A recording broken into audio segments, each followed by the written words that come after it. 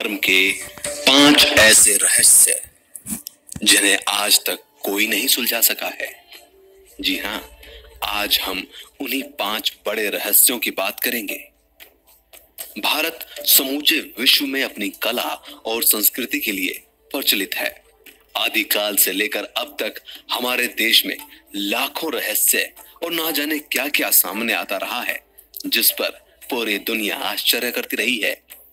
हिंदू धर्म भारत की आत्मा है। हिंदू धर्म में आपको वो प्राचीन रहस्य मिलेंगे जिनके बारे में आप जानकर हैरान रह जाएंगे। चलिए अब आपको रूबरू करवाते हैं उन 5 बड़े रहस्यों से जो आज तक नहीं सुलझ पाए हैं। इनमें पहला रहस्य है ऋषि कश्यप और उनकी पत्नियों से पुत्रों का रहस्य। कहते हैं कि धरती के प्रारंभिक काल में धरती एक द्वीप वाली थी, फिर वो बंटकर 2 द्वीपों में बनी और अंत में जाकर 7 द्वीपों वाली बन गई। प्रारंभिक काल में ब्रह्मा ने समंदर में और धरती पर तरह तरह के जीवों की उत्पत्ति की।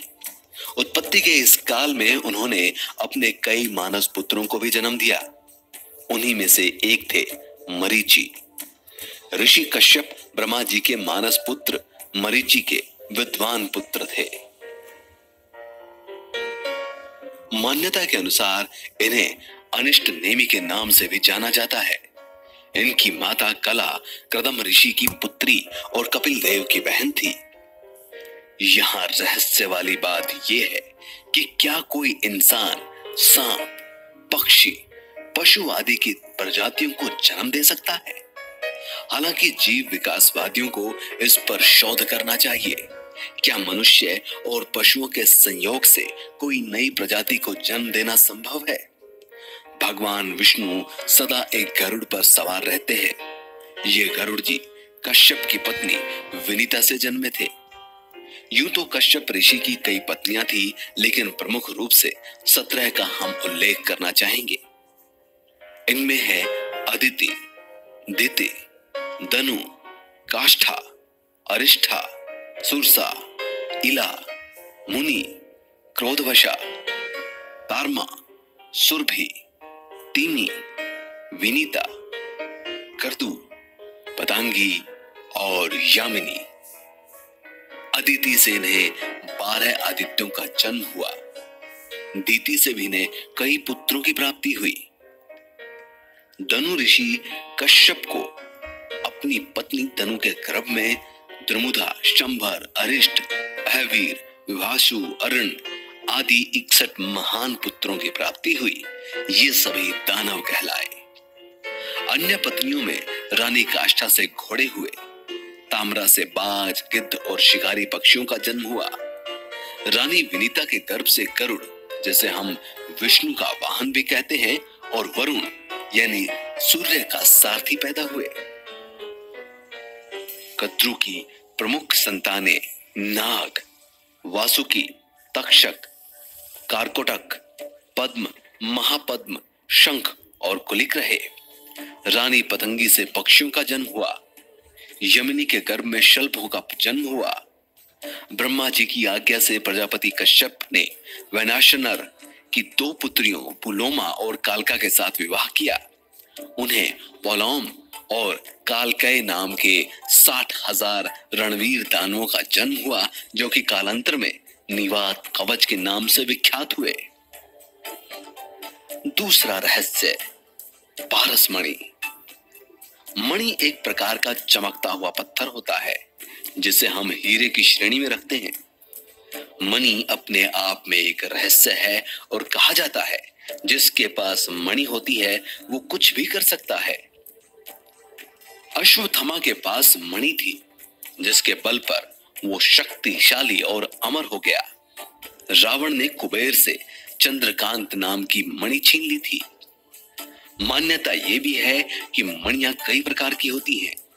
नीलमणि, चंद्रकांत मणि, शेषमणि, कौस्तुभ मणि, पारस मणि, लाल मणि आदि। पारस मणि से लोहे की किसी भी चीज को छुआ जाए तो वो सोने में बदल जाती है। कहते हैं कौवों को इनकी पहचान होती है और ये हिमालय के आसपास पाई जाती हैं। मणियों के इस विख्यात और महत्व के कारण ही भारत के एक राज्य का नाम मणिपुर रखा गया। तीसरा रहस्य, कल्प वृक्ष। वेद और पुराणों में कल्प वृक्ष का उल्लेख मिलता है। कल्प वृक्ष स्वर्ग का एक विशेष वृक्ष है। पौराणिक धर्म ग्रंथों और हिंदू मान्यताओं के अनुसार ये माना जाता है कि इस पेड़ के नीचे बैठकर व्यक्ति जो भी इच्छा करता है वो पूर्ण हो जाती है, क्योंकि इस वृक्ष में अपार सकारात्मक ऊर्जा का भंडार होता है। ये वृक्ष समंदर मंथन से निकला था। समंदर मंथन से प्राप्त ये वृक्ष देवराज इंद्र को दिया गया था और इंद्र ने इसकी स्थापना सुरकानन वन यानी हिमालय के उत्तर में कर दी थी। एक कल्प वृक्ष की आयु, एक जीवित रहने की उसकी समय सीमा आज तक नहीं पता चली है। लेकिन अब सवाल यह उठता है कि क्या सचमुच ऐसा कोई वृक्ष है? यदि था तो आज भी उसे होना चाहिए, क्योंकि उसे एक कल्प जीवित रहना था।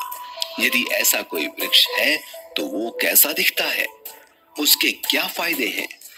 हालांकि कुछ लोग कहते हैं अपरिजात के वृक्ष को कल्प वृक्ष माना जाता है, लेकिन अधिकतर इससे सहमत नहीं है।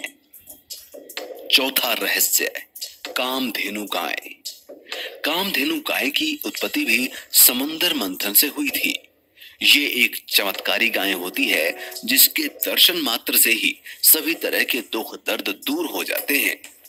दैवीय शक्तियों से संपन्न ये गाय जिसके पास भी होती थी, उससे चमत्कारिक लाभ मिलता था। इस गाय का दूध अमृत के समान माना जाता था। गाय हिंदुओं के लिए सबसे पवित्र पशु है।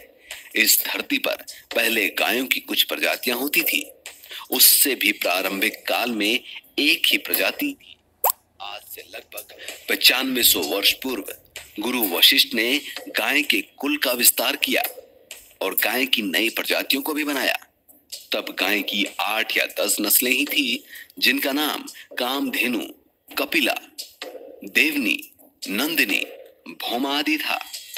कामधेनु के लिए वशिष्ठ से विश्वामित्र सहित कई अन्य राजाओं ने कई बार युद्ध किया, लेकिन उन्होंने कामधेनु गाय को किसी को भी नहीं दिया। गाय के इस झगड़े में गुरु वशिष्ठ ने 100 पुत्रों का बलिदान दिया था। पांचवा रहस्य, पारस पत्थर। कहते हैं कि प्राचीन भारत में लोग स्वर्ण बनाने की विधि जानते थे। वे पारद आदि को किसी विशेष मिश्रण में मिलाकर स्वर्ण बना लेते थे। लेकिन क्या ये सच है? ये आज भी एक रहस्य है।